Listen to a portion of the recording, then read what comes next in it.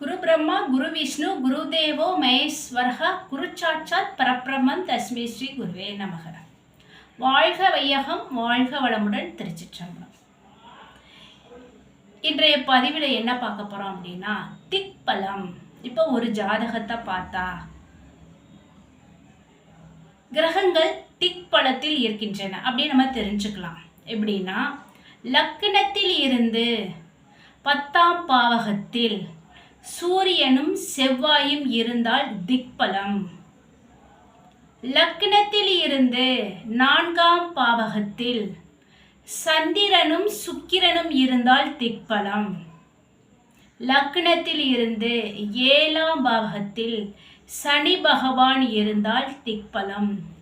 லக்னத்திலேயே குருவும் புதனும் இருந்தால் திக்பலம். ராகு கேதுக்கு வீடு கிடையாது தானே, அதுகளுக்கு கிடையாது திக்பலம். மற்ற கிரகங்களுக்கு திக்பலம் உண்டு. இந்த திக்பலம் பெற்ற கிரகங்கள் அதனுடைய தசா புத்தி காலங்களில் மேன்மையான பலனே அந்த ஜாதகருக்கு கிடைக்கும்.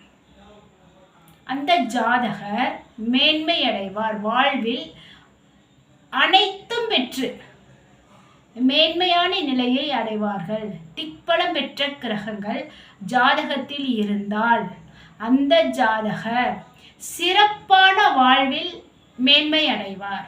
நன்றி.